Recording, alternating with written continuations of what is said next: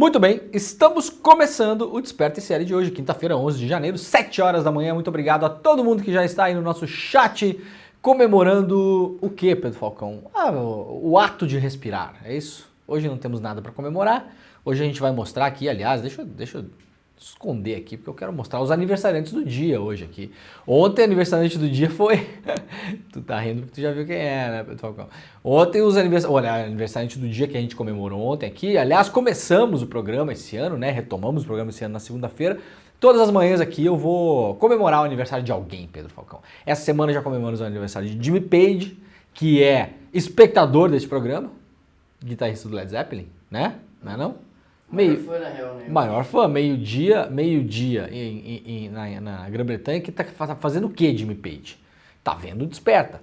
Ontem era aniversário do Loborges e hoje nós vamos mostrar os aniversariantes do dia daqui a pouquinho aqui, então fiquem por aí, né? Muito obrigado a quem está no nosso chat, dando bom dia para todo mundo. Diga da cidade de onde você está assistindo a este programa. Agora são 7 horas ao vivo horário de Brasília. Se você está num fuso horário diferente também, nos avise aí o que você está fazendo, aquela coisa toda. Ontem nós perguntamos para as pessoas aqui, o Pedro Falcão não estava trabalhando ontem, né? Qual é o grande pecado que as pessoas cometem, né? Porque ontem o filho do Jorginho Melo, o governador de Santa Catarina, falou que não vai assumir um cargo lá na administração do Jorginho Melo, viu, Pedro Falcão? Porque você assistiu o programa de anteontem. Isso, muito. A gente sentou o cacete aqui, né? Porque o que a gente faz aqui é sentar o cacete, né? O negócio que a gente gosta aqui de fazer é sentar-lhe o pau, né? É bom demais, né? De manhã cedo, já acordar, já dar umas porradas, já fica todo mundo feliz e todo mundo com raiva ao mesmo tempo. E a gente sai daqui, a gente não sabe se está feliz, se está com raiva e tá tudo certo. E aí falou que não vai assumir o cargo lá, porque o erro dele, né? O grande pecado dele é ser filho do Jorginho Melo. Aí as pessoas falaram ontem aqui, o grande erro das pessoas é não ser herdeiro, né? Não ter nascido rico. É amar demais. É amar demais. O meu pecado é amar demais. Muito obrigado para quem nos acompanha pela TVT, TV aberta em São Paulo, TV Quirimurê, TV aberta na Bahia e também pela rádio, pelo bom e velho radinho. Muito bom dia, pessoal que está nos ouvindo pela Rádio Brasil Atual e também pela Rádio Heliópolis. Bom dia, Heliópolis. Vamos nós que estamos todo mundo junto aqui. Este programa também está ao vivo nas redes sociais, nas mais famosas: Facebook, Twitter, Twitch. Você chama o Twitter de X, ou Pedro Falcão? Eu me recuso. Não dá pra chamar um negócio de X, né? Não, me recuso. Isso é o pior rebranding que fala, né? Da história, eu acho. Não é não? X. Onde é que tá postado? No X. Não... É tipo, acho o X da questão.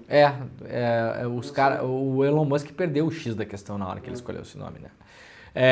E também estamos ao vivo no Facebook, no Instagram e principalmente no YouTube, no canal do Eduardo Moreira, no canal do ICL Notícias e também no canal do Leandro Demore. Aliás, o ICL Notícias, vocês sabem, deixa eu abrir aqui, tem um portal novíssimo em Folha que estreou no final do ano passado e aqui temos as notícias belas e maravilhosas do nosso portal, iclnoticias.com.br. Se você ainda não está acessando o portal todos os dias para dar uma olhada lá nas notícias do dia, nos Hot Topics, então iclnoticias.com.br, coloca nos seus favoritos. Eu vou ficar aqui congelado esperando você colocar no seu favorito. Se não colocar, não tem programa. Mas como você sabe que eu vou colocar ou não? Eu sei. A gente sabe, né, Pedro Falcão? Sabe de tudo aqui que acontece. Você não colocou ainda, por exemplo. Viu como eu sei? Você está fazendo aí? Não está fazendo nada? Não colocou? Agora sim, muito bem. Aí você pode acessar todos os dias aquela lindeza, né, do portal do ICL Notícias. Tá bom? Então é isso, gente. Deixa o seu like, ativa o sininho e, por gentileza, quem puder, compartilhe este programa. Esse ano eu já lembrei ontem ou anteontem, já não lembro mais. Esse ano temos um ano eleitoral e claro que a nossa cobertura de eleições aqui vai ser intensa. Em outubro temos eleições principalmente aí nas principais cidades do Brasil, mas em todos os municípios, 5.500 municípios, para prefeitos e vereadores. O bicho vai pegar real, vai ser um teste aí de fogo também para a gente tentar entender a quantas anda a extrema-direita brasileira depois da derrota do Bolsonaro, depois do Bolsonaro inelegível. Vamos sacar mais ou menos aí qual é a força de transferência de votos, por exemplo, do Tarcísio Freitas, que é aí o principal nome, né, no pós-Bolsonaro. Sempre que se pergunta para as pessoas em quem elas votariam, as pessoas falam, eu votaria no Jair Bolsonaro. A pessoa está em Nárnia ainda, tudo bem, né? Mas na impossibilidade de poder votar no Bolsonaro, o Tarcísio de Freitas é o principal nome, com um agravante para quem não quer ver essa gente no poder, que é o meu caso aqui, por exemplo. A rejeição do Tarcísio, ela é menor do que a dos outros candidatos que estão mais em voga aí. Então, vai ser importante para olhar as eleições municipais esse ano, não só em São Paulo, claro, em vários outros lugares, mas para a gente tentar entender mais ou menos para que lado aponta o farol para a sucessão do Lula em 2026. Tá cedo ainda, claro, mas a gente vai olhando e vai tentando entender e vai tentando juntar as coisas, porque também a eleição, logo ela aparece, né, o Pedro Falcão? É rápido, né? Quando vê, pum, olha aí, esse ano nos Estados Unidos tem eleição. Parece que o Biden foi eleito ontem mesmo, né? Não parece, cara? Se falasse para mim assim, a eleição dos Estados Unidos vai ser daqui a 2 anos, eu ia falar, não, faz sentido, daqui a 2 anos tem eleição dos Estados Unidos. Não, tem esse ano já. Já voou, né? E o Trump tá vindo fortão. O Trump vem forte e... Sei não, hein? Sei não pro Biden, sei não. Sei não. Vamos ver, vamos acompanhar.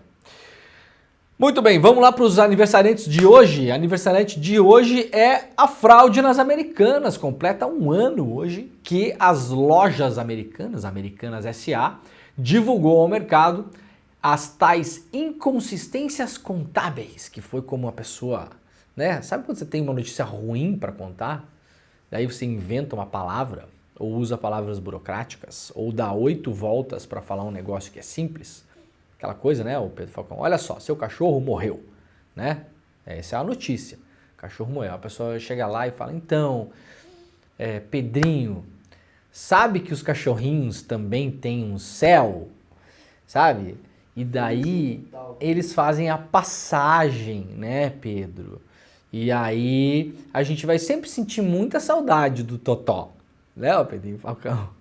Foi tipo assim que eles contaram o negócio da fraude nas Americanas. Inconsistências contábeis. Inicialmente, né, isso aí a gente está falando de 1 ano atrás, 11 de janeiro do ano passado. Inicialmente 20 bilhões de reais. E depois, ao longo da cobertura do caso, nós vimos que o rombo era muito maior e não era uma inconsistência. Inconsistência parece que o contador das Americanas estava usando aquele bonezinho só de aba, assim, sabe, o Pedro Falcão? Aquele bonezinho que fica o cabelo para fora e um óculos retangular. Ele estava caminhando e ele achou um papel no chão, né? Daí ele olhou assim, nossa, temos uma inconsistência contábil aqui. Não, isso é uma fraude absurda. Eu já fiz os cálculos aqui, inclusive, né? O tamanho do rombo na Petrobras, que foi declarado em balanço pela Petrobras durante o Petrolão, mais ou menos 6 bilhões, a gente está falando de uma fraude nas lojas americanas de quase 10 vezes esse valor. Quase 10 vezes esse valor. Agora comparem vocês vão lembrar a cobertura que teve em relação à Lava Jato, à Petrobras e a cobertura das Americanas.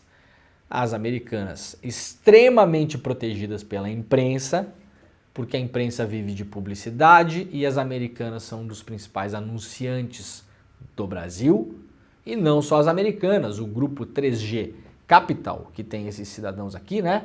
O senhor Jorge Paulo Lemann, o senhor Beto Sicupira e o senhor Marcel Herman Telles, que são os aniversariantes de hoje por conta da fraude das Americanas.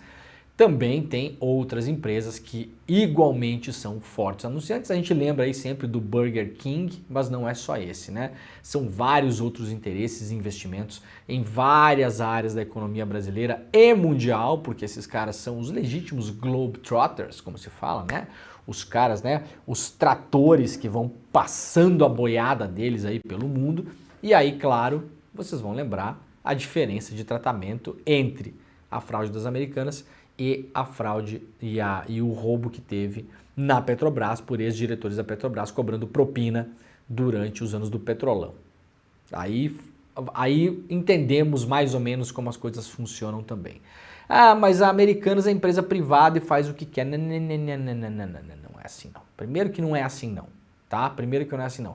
Ou você acredita, igual o Paulo Guedes, que existe o PIB público e o PIB privado. Aí também é um problema seu, né? Aí cada um tem a crença amalucada que quiser, tá? O rombo das Americanas causou vários problemas, que quem vai ter que assumir esses problemas no fim das contas é o Estado. E para além disso, as Americanas são uma empresa cotada em bolsa e tinha empréstimos de bancos públicos ali.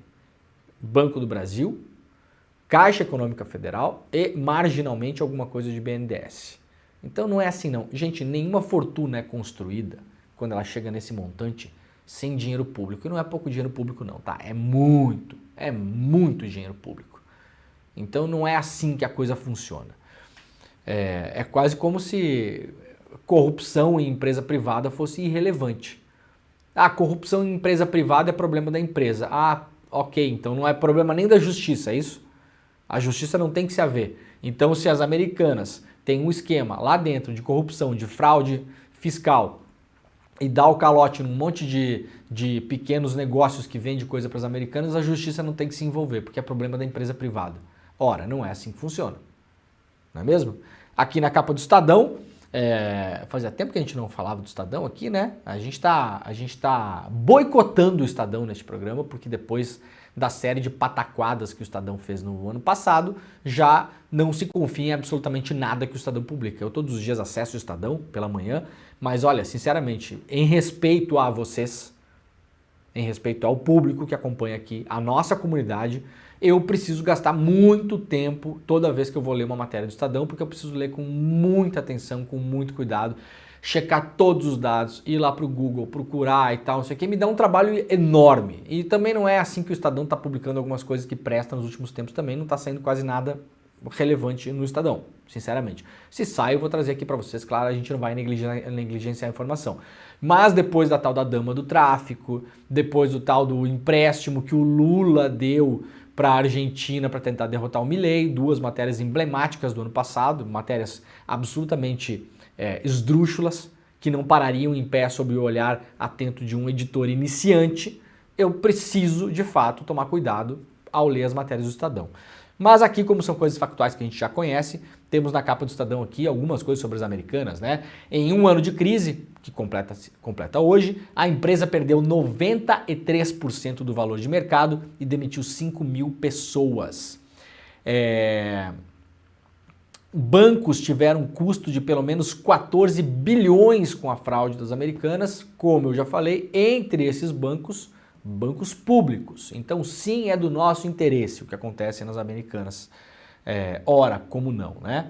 E não está aqui, mas essas 5 mil pessoas respondem a mais ou menos, eu vi um cálculo sendo feito pela Bloomberg ontem, respondem a 25% da mão de obra das Americanas. Não é pouca coisa. Fechou lojas também, tinha 1.900 e poucas lojas, fechou aí umas 200, 300 lojas, então obviamente isso causa um efeito dominó no mercado, porque você fecha a loja, o shopping, ou sei lá o que, deixa de alugar lojas, aquilo ali, né, aí você perde emprego, as famílias ficam sem renda. Como que o poder público vai absorver isso? Ora, se tem 5 mil pessoas, quem vai absorver isso é o poder público, somos nós todos.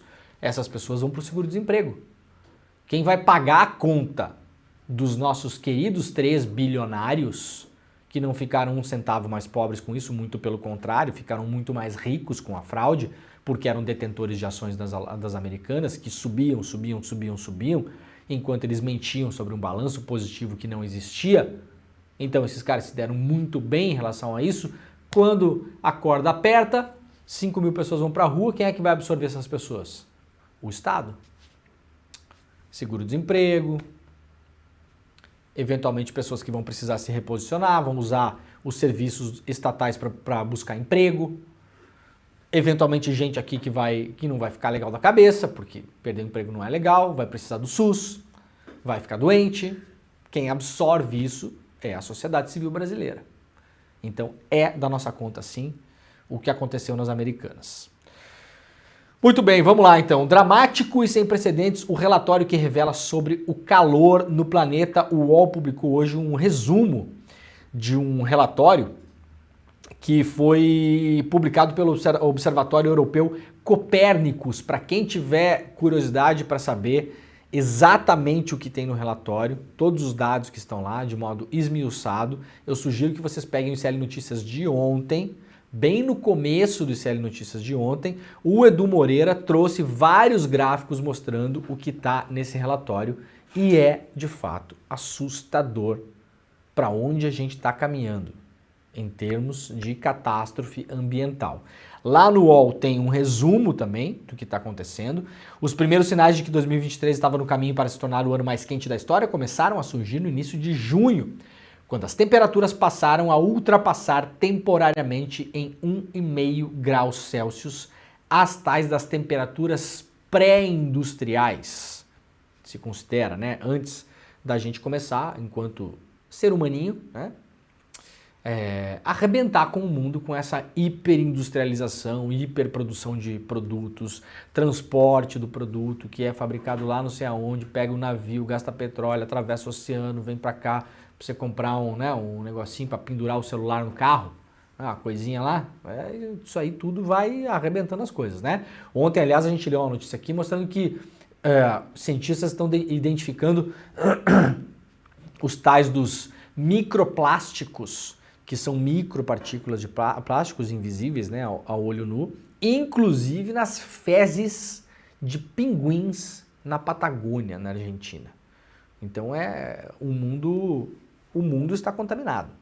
Não teve inverno esse ano passado. Não teve inverno, exatamente. Tu não tá notando que tem mosquito e mosca pra caramba esse ano? Notou isso também? Sim, de noite, quando eu vou dormir. É absurdo, né? Cara, porque não teve inverno e não matou a larva do bicho e aí os bichos estão aí comendo as pessoas, né? E aí lá no jornal inglês The Guardian tem uma matéria também importante sobre isso,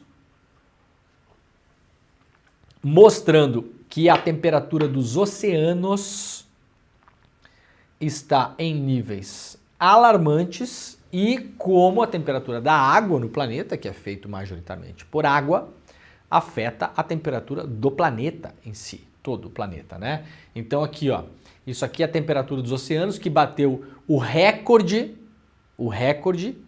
de temperatura histórico em 2023. Isso aqui são medidas feitas aí de 1981 até 2010, né? Mas é claro que com a ciência dá para saber também, dá para ter uma ideia muito precisa da temperatura dos oceanos antes das medições oficiais, digamos assim. Então temos aqui, ó, isso aqui era a temperatura média dos oceanos, ela vinha mais ou menos aqui até os anos 70, olha só. Até os anos 70 ela vinha mais ou menos controlada, mas já subindo, porque aqui nós temos, principalmente a partir dos anos 40, 50, no pós-guerra, né? Aqui a gente tem aqui em 1940 estamos em guerra, o mundo está em guerra. Em 1950 o mundo começa a se reorganizar em termos de produção de coisas, de coisa arada. Estou falando aqui em termos de produção industrial, né? O mundo começa a se reorganizar. 60, 70, olha aqui, ó. Aí a produção industrial já começa a fazer efeitos aqui, que é a correlação que está sendo feita, olha aqui, ó. Vai, e aqui estamos neste ponto. Não há sinal de que vai descer. Esse é o problema. Porque isso aqui poderia ter alguns picos, né? Poderia ter picos e aí poderia dar alguma baixada para cá, talvez não nos níveis dos anos 40, mas poderia voltar, por exemplo, aos anos 80 em termos de temperatura, poderia fazer um pico para baixo, assim, não faz. A tendência é continuar subindo e o problema é até quando a gente vai suportar. Porque a gente viu no Brasil o calor que fez esse ano, o ano passado, né?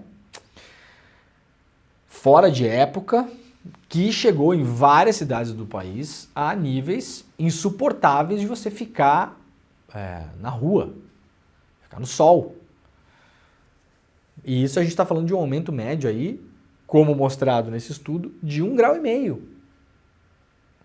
Não é um aumento médio de 5 graus. 1,5 grau. Aí você pensa, bom, se tá 22 graus ou tá 23 graus e meio, não muda nada. Não muda nada. Mas na temperatura média, se o seu verão passa de 38 para quase 40, de 36 para 38, 39, quando chega nos extremos é que a coisa começa a pegar, né? Então, bastante preocupante e, por enquanto, a gente vê distante a tal da Agenda 2050, que a maior parte dos países concordou em começar a baixar a emissão de poluentes.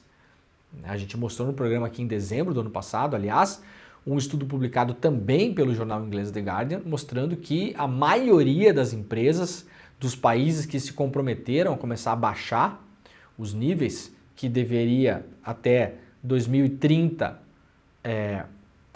tá estável para começar a cair. Isso está longe de acontecer e várias empresas, aliás, estão aumentando os índices de poluição. Bom, tem consequências, né, gente? Clima já faz o Brasil perder 11 milhões de toneladas de grãos. A safra ainda está no começo e os estragos provocados pela diversidade climática já fazem o país perder 11 milhões de toneladas de grãos em relação ao potencial produtivo esperado em outubro, isso aqui do ano passado, né?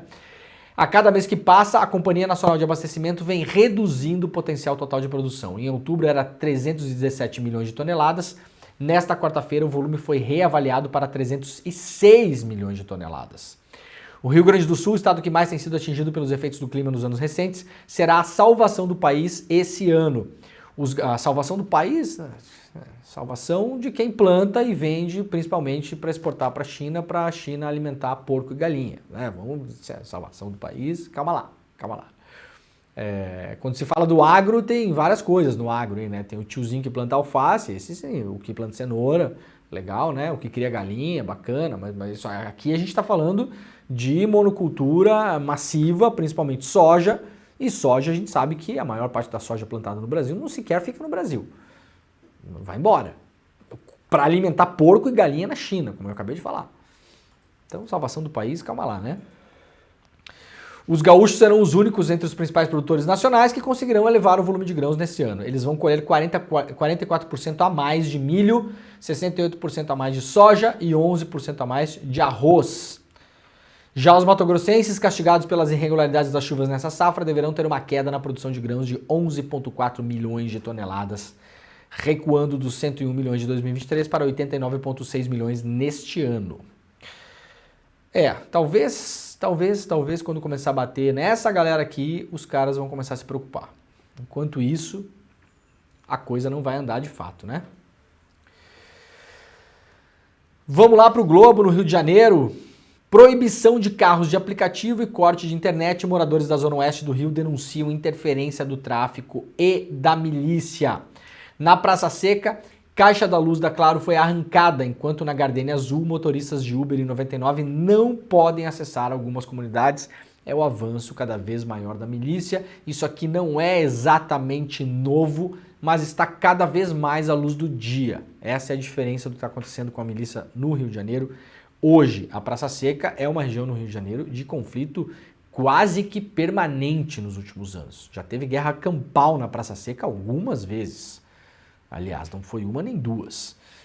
Então, a gente deu as notícias ontem aqui sobre o Equador, né? Mas o Brasil, em alguns lugares, por exemplo, no Rio de Janeiro, não tá devendo nada para o Equador, gente. Nada. Ontem o Eduardo Paes, aliás, postou no Twitter, nós demos a notícia aqui, que a milícia fez chegar um recado para a prefeitura, cobrando 500 mil reais para que a prefeitura pudesse continuar uma obra em um parque que está fazendo na região de Piedade, onde ficava uma universidade que foi desativada, faliu nos últimos anos. A universidade era a Gama Filho, né? Então, assim, não tem mais a mínima sutileza a parada, né? Assim, a milícia extorquindo a prefeitura. Vocês imaginem a prefeitura pagando um resgate? Um Pix do Eduardo Paes na conta da milícia? Não está longe de acontecer.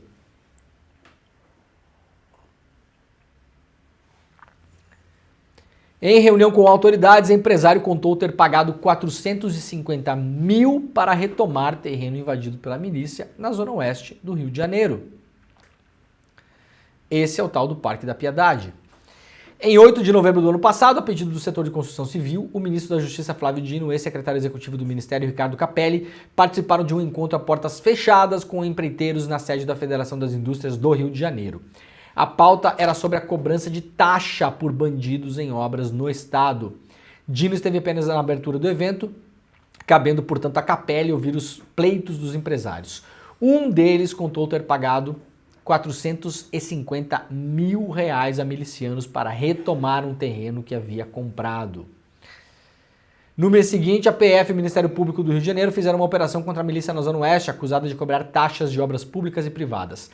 5 pessoas foram presas, mas isso não intimidou os bandidos que, como eu falei, nessa semana fizeram saber à prefeitura que estariam cobrando R$500 mil para que a prefeitura continuasse uma obra da prefeitura num terreno da prefeitura. Hoje da prefeitura, né? Desapropriado pelo poder público. E assim vamos no Rio de Janeiro. Olha, gente, a notícia importantíssima que saiu ontem, no final do dia. Deixa eu ver que horas publicaram isso aqui ontem. Meia-noite a Folha publicou. Não. 6h50, 10 para 7 da noite ontem. Eu confesso que até certo ponto inesperada, porque essas conversas não vazaram para a imprensa. Isso aqui não apareceu por aí. Eu não acreditava que fosse ser nem tão rápido e eventualmente nem que fosse acontecer. Notícia super importante, decisão incrivelmente acertada do governo do Brasil, publicada pela Folha de São Paulo hoje e por vários outros veículos de imprensa. Governo Lula declara apoio à denúncia contra Israel por genocídio na Corte de Haia. Finalmente alguma medida mais forte em relação a isso, né, gente? O Brasil que mandou muito bem no começo da crise, conseguiu repatriar mais de 1.000 pessoas de Israel, conseguiu repatriar algumas dezenas de pessoas de Gaza, depois que deixou a presidência do Conselho de Segurança da ONU, onde fez uma proposta para o cessar-fogo, foi aprovada pela imensa maioria dos países, mas acabou sendo vetada pelos Estados Unidos.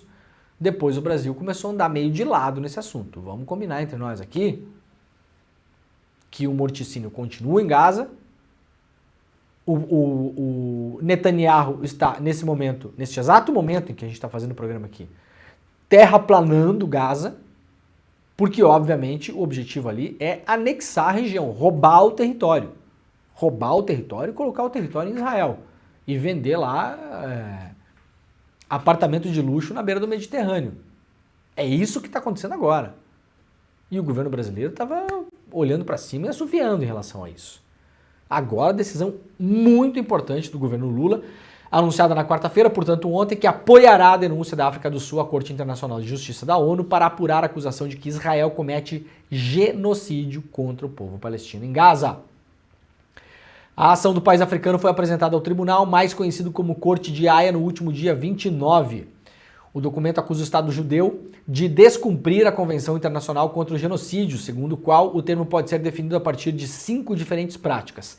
Matar, vamos lá, vamos levantar porque isso aqui é importante. Vamos lá. O que é genocídio? Isso aqui é uma definição aceita já no direito internacional há uns bons anos, tá, gente? Há uns bons anos. Que, aliás, Israel já foi condenado por genocídio na Corte de Haia. Já foi. Pelo genocídio num campo de refugiados algumas décadas atrás. Então não é nenhuma novidade o que o país Israel faz na região. Como se define genocídio? Matar membros de um determinado grupo nacional, étnico, racial ou religioso. Está acontecendo? Sim. Causar danos físicos ou mentais graves a este mesmo grupo, nacional, étnico, racial ou religioso. Está acontecendo? Obviamente, sim. Não tem ninguém bem em Gaza nesse momento. Infligir a essas mesmas pessoas condições de vida que destruam sua capacidade de sobrevivência. Está acontecendo? Sim. Impedir sua proliferação. Está acontecendo? Sim. Alguém consegue imaginar que há algum tipo de normalidade em Gaza? Que um casal hoje possa pensar em constituir uma família? É sobre isso que a gente está falando, né? Proliferação é isso. Proliferar a sua prole. Alguém consegue imaginar? As pessoas, na verdade, nesse momento, elas estão só perdendo familiares, assassinados. Então, está acontecendo? Sim. Transferir crianças desse grupo para outro local de forma forçada. Está acontecendo e aconteceu? Sim. Sim. Milhões de pessoas foram forçadas a deixar suas casas. Foram mandadas para supostos lugares seguros, que seria o sul de Israel, principalmente as cidades de Khan Yunis e Rafah, e, posteriormente, o que fez a Força Aérea Israelense bombardeou essas cidades também. Então, vamos lá. Matar membros de grupo étnico, racial, religioso? Sim. Causar danos físicos, mentais ou graves a eles? Sim. E infligir a essas pessoas condições de vida que destruam sua capacidade de sobrevivência? Sim. E impedir sua proliferação? Sim. Transferir crianças desse mesmo grupo para um local de forma forçada? Sim. Parabéns, gabaritou. Gabaritou, né? Os 5 pontos. Alguém ainda tem a cara de pau de falar que o que acontece em Gaza não é genocídio? Cara de pau para não falar outra coisa, né? Cara de pau para não falar outra coisa.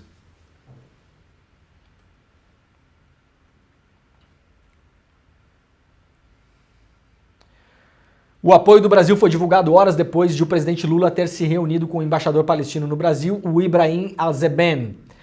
À luz das flagrantes violações ao direito internacional humanitário, o presidente manifestou seu apoio à iniciativa da África do Sul de acionar a Corte Internacional de Justiça para que determine que Israel cesse imediatamente todos os atos e medidas que possam constituir genocídio ou crimes relacionados, diz uma nota do governo brasileiro.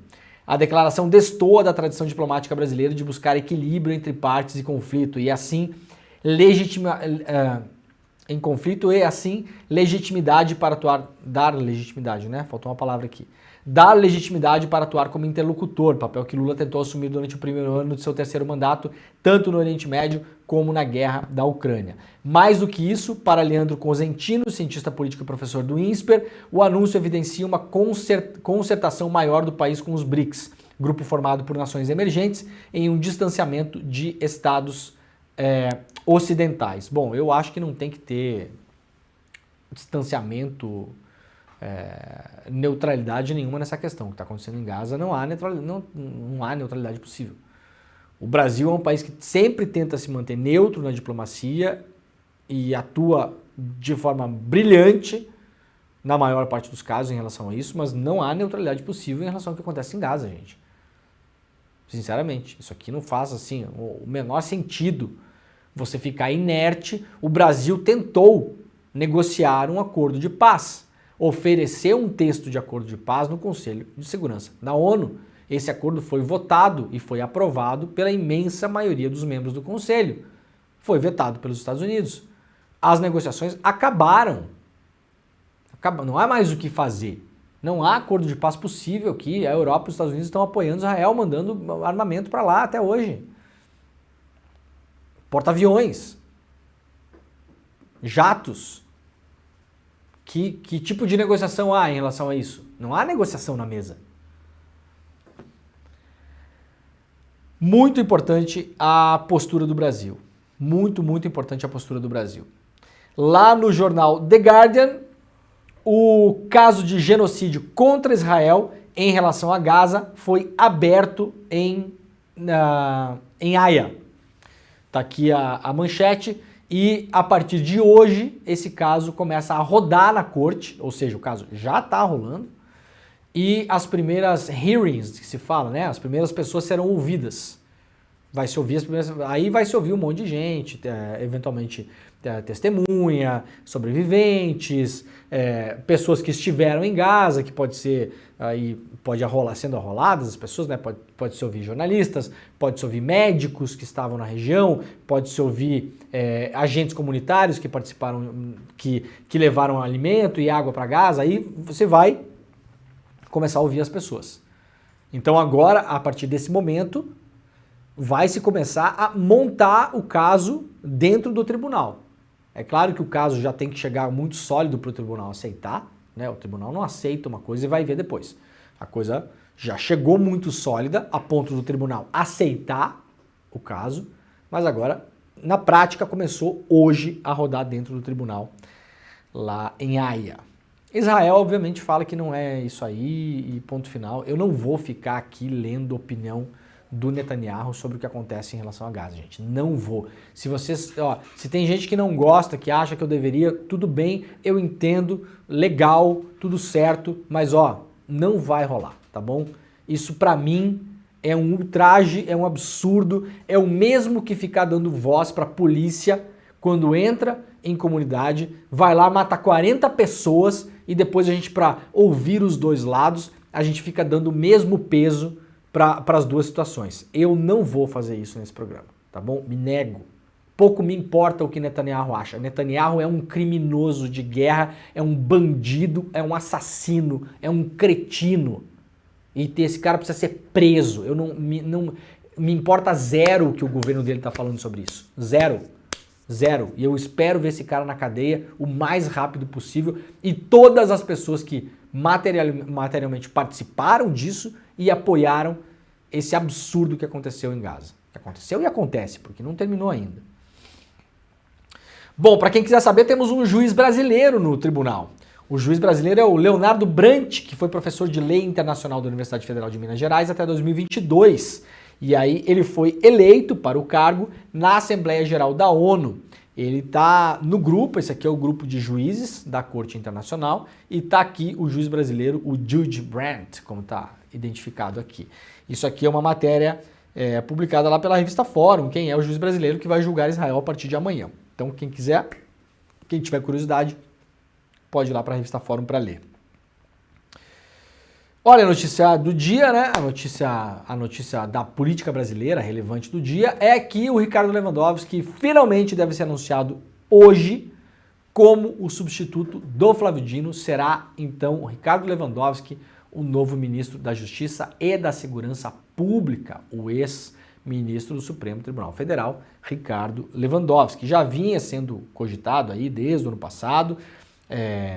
Aqui no ICL a gente falou sobre isso, né? Aliás, podemos dizer que antecipamos a informação, né? Também, enfim, aquela coisa, né? Muitas vezes, grande coisa que antecipou, né, o Pedro Falcão, mas de fato mostra que a gente está aqui, tá trabalhando, né? A gente antecipou essa informação já no ano passado, antes do recesso, dizendo que o Lula ia escolher o Lewandowski, já tinha escolhido, na verdade, no ano passado, né? Eu trouxe a informação, falei, olha, o Lula já escolheu o Lewandowski, convite já está feito. Se o Lewandowski disser sim, será ele o próximo ministro da Justiça. Não havia dúvida em relação a isso. E aqui está confirmando então a informação. O ministro aposentado do STF, Ricardo Lewandowski, vai assumir o Ministério da Justiça e Segurança Pública no governo Lula. Detalhes do anúncio, que deve ocorrer nesta quinta-feira, portanto hoje, foram discutidos em reunião nesta quarta-feira, portanto ontem. Lewandowski, que tem 75 anos, vai substituir o Flávio Dino, que foi, portanto, indicado e sabatinado e aprovado para o STF em dezembro.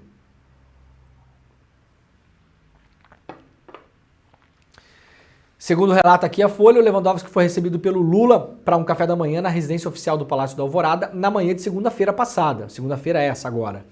O magistrado aposentado viajou a Brasília para participar da cerimônia no Congresso Nacional que marcou o primeiro aniversário dos atos golpistas do 8 de janeiro. No início da noite dessa quarta-feira, houve um novo encontro de Lewandowski e Lula, também com Dino no Alvorada. Na reunião, Lula tratou com Lewandowski e Dino sobre a montagem da futura equipe da Justiça e temas relevantes da pasta. Na ocasião, de acordo com aliados, Dino intercedeu novamente pelo atual secretário executivo do Ministério, Ricardo Capelli, na tentativa de preservá-lo no cargo. O Lewandowski, no entanto, reiterou o desejo de contar com uma pessoa de sua confiança no segundo posto mais importante do Ministério. Dessa forma, auxiliares de Lula dizem que a tendência é que Capelli deixe o governo. Capelli é um cara muito importante no Ministério da Justiça. Lembrando que o Capelli que assumiu a segurança de Brasília no 8 de janeiro do ano passado, então tem essa relevância histórica, inclusive o Capelli, né? Ele ocupou um espaço importante aí nesse vácuo que o Dino está fora do Ministério, está dentro e fora. O Capelli apareceu bastante em dezembro aí e gostaria de continuar no Ministério da Justiça, mas o Lewandowski, como toda pessoa que chega num cargo de liderança, vai eventualmente querer escolher o seu braço direito para trabalhar com ele ali. Então a tendência é que o Capelli saia, tá bom? Então duas coisas importantes. Aparentemente está resolvida a questão. Temos um novo ministro da Justiça e da Segurança Pública. Questão número 2, para a gente pensar juntos aqui. Vamos lá.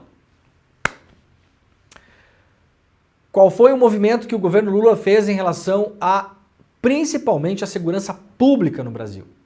No primeiro ano de governo, ano passado, liderado pelo Flávio Dino, o Ministério, e tendo o Ricardo Capelli no lugar onde ele está e atuando ele da maneira onde ele atua. Foi um discurso de combate ao crime. Nós temos um problema sério, histórico no Brasil, de criminalidade. É uma questão que muitas vezes, até em cidades menores, isso de fato não é realidade, mas a percepção do brasileiro em relação à insegurança ela é muito alta. As pesquisas sempre conseguem captar isso. Qual o seu principal problema que você acha que o Brasil tem? Saúde, educação, segurança. Né? É sempre isso. Saúde, educação, corrupção, segurança. Então a segurança sempre está ali, quando se faz pesquisa e pergunta para as pessoas. De novo, a percepção, nesses casos, não no caso material, óbvio, mas a percepção da insegurança, quando a gente está falando da política, de eleições, de você tocar um governo, de você pensar nas prioridades do seu governo, a percepção ela é mais importante do que a realidade. Tá bom? Então, por exemplo, você que está nos assistindo aí, mora numa cidade pequena. Quantos homicídios teve nossa cidade nos últimos 5 anos?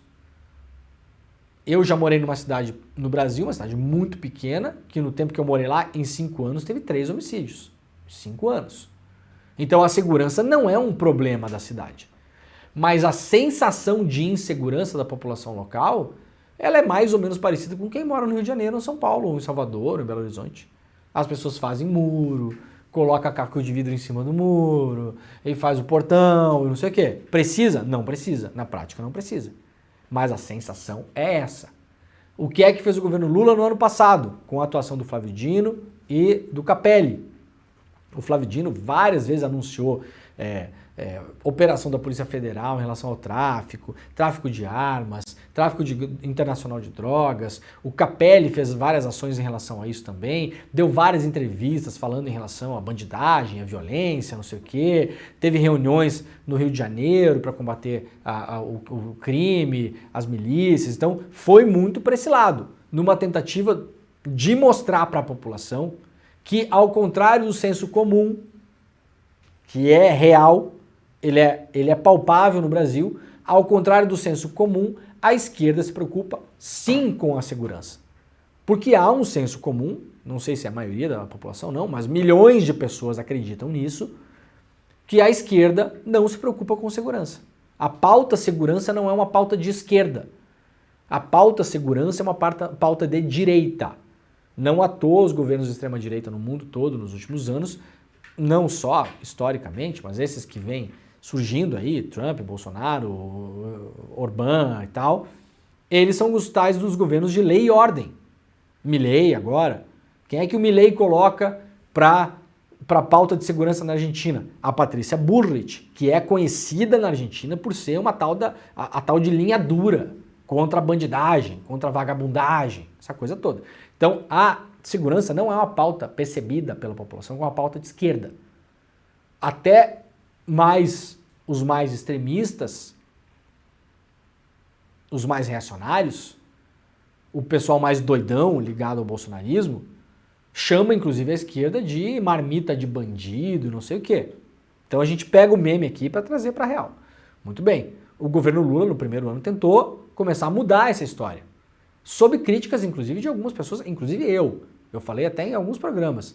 Eu tenho o receio de que esse combate à criminalidade pela esquerda, com o discurso que pode caminhar um pouquinho mais do que precisa, quando vê a gente está defendendo uma pauta de segurança pública de direita no governo de esquerda. A bandidagem, os vagabundos, não sei o que. Então tem que cuidar. Segurança pública não se faz só, ou principalmente, não se faz principalmente com polícia. Faz com melhorar o sistema penitenciário, distribuição de renda, enfim, uma série de coisas. Mas isso não é percebido pela população. Quando você melhora a distribuição de renda no Brasil, a população não percebe que isso é uma agenda da pauta de segurança. Agora com o Lewandowski, se o Lewandowski entra e tira o Capelli, o Lewandowski não é um cara que tem essa mentalidade de policial, né? O Lewandowski dificilmente é alguém que você vai ver falando sobre crime e combate ao crime e tal, como o Capelli fala, por exemplo. E aí me dá a sensação, para encerrar o comentário dessa notícia, que o governo não tem convicção nenhuma sobre qual o tipo filosófico, a embocadura que vai dar em termos de políticas públicas em relação à segurança. Porque assim, sai de um Flávio Dino e Capelli, claro, não são os únicos do Ministério da Justiça e Segurança Pública, mas assim, são os que mais apareceram nos últimos tempos, né? Tem o Augusto Arruda Botelho também, mas o Augusto não trata muito da segurança, né? Então sai disso aqui, que era a ação da Polícia Federal, o tráfico internacional, a bandidagem vai pagar porque não vai ficar impune, o aplicativo para pegar ladrão de celular. Vejam, todas pautas focadas na segurança mesmo. Na segurança de fato, para atacar essa percepção da população de que a esquerda não se preocupa com segurança. Não eram pautas que eram tratadas de modo colateral que impactam na segurança, como, por exemplo, melhorar a questão dos presídios no Brasil. Os presídios no Brasil funcionam de modo que piora a segurança pública no Brasil, porque eles são um local de formação de soldados para as facções. Isso piora a nossa segurança pública. Se os presídios fossem melhores, mais organizados, a segurança pública melhoraria. Agora sai disso e vai para o Lewandowski. O Lewandowski é um cara mais institucional. O Lewandowski era ministro do STF. Não se viu o Lewandowski, em todos os anos que ele ficou no STF, tocar na pauta de segurança pública da maneira como a gente viu no governo no último ano. É claro que ele vai ter que cuidar disso, é um ministério que ele vai assumir, ora. Agora, o approach deve ser diferente. Então me passa a sensação de que agora é outra coisa. Por isso muita gente defende que o Capelli fique no lugar onde ele está. Porque enquanto o Lewandowski vai ter um outro jeito de tocar as coisas, ainda se manteria ali o Capelli que vai continuar. Ora, não era esse o projeto do governo? Ou o projeto mudou agora? A ideia mudou. A ideia não é mais combater agora o senso comum de que a esquerda não se preocupa com segurança. Não se preocupa com roubo de celular, com roubo de carro, com roubo de pedestre, com arrastão. Essa é a percepção de milhões de pessoas no Brasil. A esquerda não se preocupa com isso. Pelo contrário, até defende os caras porque eles são as tais das vítimas da sociedade. Esse é o senso comum de milhões de pessoas no Brasil. Então, agora se abandonou a ideia de falar sobre isso? Não é mais isso agora, então? É outra coisa? Tá bom? Então ficamos aí com essa reflexão, né, o Pedro Falcão? Podemos fazer umas reflexões, né, Pedro Falcão? Sempre. Pedro Falcão tá cansado hoje, gente. Eu sei qual é o seu problema, Pedro Falcão. O Grêmio não está contratando ninguém e se não chegar ninguém com esse time que a gente tem, a gente vai cair. Não. Vai cair. Calma lá, paizão. Esquece. 50% dos gols do Grêmio no ano passado foram feitos ou construídos por um só homem. Ele, Luizito Soares, de saudosa memória, de passagem meteórica e estonteante pelo Grêmio. E agora o que faremos, Pedro Falcão? O Grêmio contratou, sabe o que, Pedro Falcão, ontem? Um goleiro. Goleiro faz gol, Pedro Falcão. Só o Rogério Ceni fazia gol. Verdade. Goleiro faz gol? Não. Eu falei pro Renato ontem aqui, eu posso assumir o gol do Grêmio, porque da última vez que eu fui jogar bola, eu sou goleiro, eu tomei 15 gols. Mas o Renato tem uma lógica que ele usa no Grêmio que você tem que fazer mais gol do que toma, não importa quantos gols toma. Tanto é que a defesa do Grêmio no ano passado foi a mais vazada ou a segunda. Nossa, foi sacanagem aquilo. Então, se o Grêmio fizer 16 gols por partida, eu posso tomar 15, assumir a meta do Grêmio. O Grêmio manda embora esses goleiros que estão tudo lá e contrata o Soares de novo, né, cara? Porque o único jeito da gente pensar nisso é com o Luizito Soares. Ministério de Lewandowski deve preservar PT e esvaziar PSB no segundo escalão. O Capelli é do PSB, né? Então, o movimento deve ser mais ou menos esse. Deixa eu ver se tem alguns nomes aqui, eu não cheguei a dar uma olhada. Eu acho que é mais genérico isso aqui, não tem nenhum. Tem, o Capelli deve sair e colocar secretários mais discretos, diz a Folha aqui. É isso que eu tô falando aqui, gente. Assim, o Dino não é nada discreto. O Capelli não é nada discreto. E eu posso imaginar que eles estavam ali fazendo o que estavam fazendo porque o governo tinha um projeto de segurança pública. Tudo bem que pode não interferir lá na prática, né? Os projetos vão continuar e tal. Não é isso que eu estou falando. Um projeto de mudar a percepção pública em relação a como a esquerda trata da segurança. E aparentemente agora é outra coisa. Sai disso aqui para outra coisa. É uma mudança paradigmática, por assim dizer.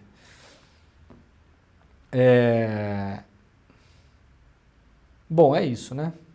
Não tem mais aqui o nome de quem sai, de fato. Brasileiro com renda de R$4.000 por mês tem a mesma cobrança de imposto de renda de quem ganha R$4 milhões por mês. Isso aqui é notícia boa pro cara que acha que é rico, né? O cara ganha 8 conto por mês no Brasil, já dá para se achar rico, porque dá de fato, né? Dá para dizer que você ganha legal. Quem ganha 8 pau por mês hoje no Brasil ganha bem, né? Depende muito de onde mora também, mas assim, é um bom salário, né? Aí o cara ganha 8 pau por mês, vai lá e pedala um Renegade 2019 em 120 meses, naquele consórcio que o cara fez aí, que tá sorteado, né? E o cara começa a achar que toda vez que surge notícia para taxar os ricos, o papo é com ele. O papo é com ele. Então essa notícia aqui é mais uma notícia pro dono do Renegade. Aliás, a gente podia botar o Pedro Falcão. Será que tem aí? Tá na mão aí? Vamos ver. Pede pro pessoal, se tiver na mão, daí a gente coloca aí o nosso recall. Faz tempo que a gente não mostra o nosso recall aqui. Brasileiro com renda de 4 mil por mês tem a mesma cobrança de R de quem ganha 4 milhões. Brasileiros com renda média mensal de R$4.000 sofrem a mesma cobrança de imposto de renda de quem ganha 4 milhões ao mês. Segundo um estudo elaborado pela Secretaria de Política Econômica do Ministério da Fazenda. Embora os valores nominais recolhidos sejam de ordens de grandeza diferentes, a similaridade da alíquota efetiva mostra que, para este seleto grupo de, atenção, quantas pessoas no Brasil, de modo declarado, claro, isso aqui a gente está falando de dinheiro limpo, não de dinheiro sujo, né? Claro que tem muito mais gente no Brasil que ganha esse dinheiro, mas quantas pessoas no Brasil de modo declarado para o fisco ganham em torno de 4 milhões de reais por mês? Quantas no Brasil? 3.841 contribuintes. Quantos habitantes tem o Brasil? Mais de 200 milhões de habitantes. Tudo bem que não dá para botar aqui, porque aqui tem criança e tal, tem gente que não é, como se diz, economicamente ativa, tá bom? Mas tudo bem. Vamos lá. Você hoje, tá aí na mão nosso vídeo? Maravilha. Você hoje ganha 8 conto por mês. Pedalou o Renegade 2019 no consórcio que estava sorteado já, consórciozinho lá de 45 mil. Não dava para pegar o Renegade. No terceiro mês teve que já trocar as buchas da suspensão. Gastou R$1,5, né, Pedro Falcão? Já deu ruim o Renegade, já foi. Não sabia que tinha que trocar o óleo do câmbio, já foi lá mais 800 pau. já se arrependeu, mas vai ter que manter agora porque o seu vizinho que ganha 4 acha que você é rico. Você que ganha 8, faça uma conta rápida e imagine que você, nos 200 milhões de peixezinhos de brasileiros, qual a chance de no próximo ano, ou nos próximos 10 anos, ou no próximo século, você ser parte do seleto grupo de 3.841 pessoas que ganham 4 milhões de reais em média por mês no Brasil. Não é muito alto não, né? É pouco, né? Então você já entendeu o que eu estou querendo falar aqui para você. Que é o recall? Vamos botar o recall, deixa eu só terminar de ler aqui a notícia. Ó. Na visão do governo, o quadro é fruto da isenção de rendimentos como lucros e dividendos distribuídos por empresas a seus acionistas, um exemplo da regra que contribui para acentuar a desigualdade de renda no Brasil. No 0,01% mais rico, quase 70% da renda é isenta, afirma a subsecretária de Política Fiscal, Débora Freire. As disparidades foram elencadas no relatório da distribuição pessoal da renda e da riqueza da população brasileira, elaborado pelo governo com base em dados do IRPF de 2023. Isso aqui é parte também, vamos lá, né, para a gente falar como as coisas acontecem na vida real. Isso aqui é uma notícia? Sim, é uma notícia. Está publicada como notícia. Mas essa notícia é de interesse do Ministério da Fazenda, do Fernando Haddad. Por quê? Porque esse ano vai se discutir publicamente taxar lucros e dividendos das empresas. Aí, você que tem uma microempresa vai ficar apavorado agora. Vai pensar, meu Deus, todo ano a minha microempresa, ai meu Deus, eu faturo 12 conto por mês. Aí no final do ano eu distribuo lucros e dividendos. E quem faz isso sabe que isso é isento de imposto de renda. Claro que você já pagou um monte de imposto até chegar nesse lucro e dividendo da sua empresa. Você sabe disso, quem tem empresa sabe. Mas quando você lança no imposto de renda, quando você vê o cálculo feito ali pelo programa, você vê que a cobrança de alíquota do imposto de renda em relação ao lucro que você teve no seu CNPJ é zero. Aí você pensa, meu Deus, vou morrer.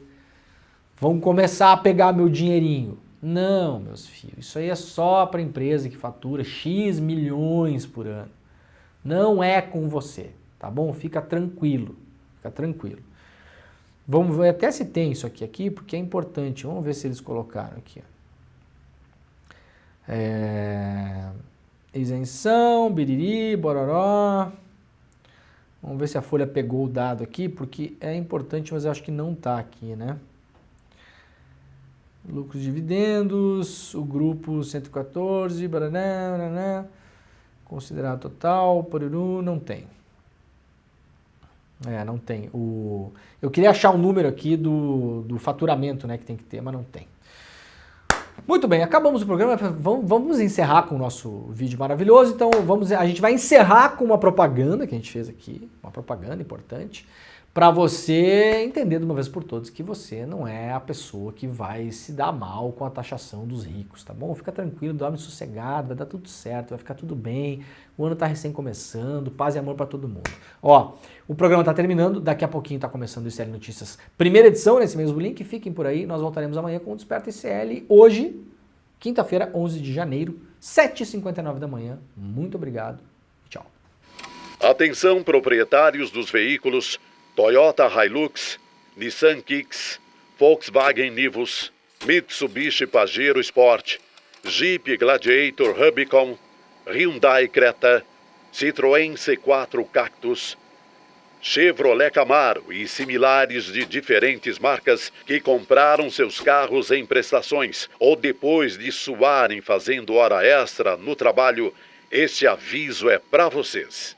Saibam que não estão na lista dos mais ricos do Brasil e que não deverão ser taxados como as 2.500 pessoas que têm juntas cerca de 850 bilhões de reais de patrimônio e aplicam em fundos exclusivos e que só rendem e não pagam impostos. Se a senhora ou senhor não fazem parte deste grupo, Sejam justos e apoiem que os super ricos paguem impostos como vocês.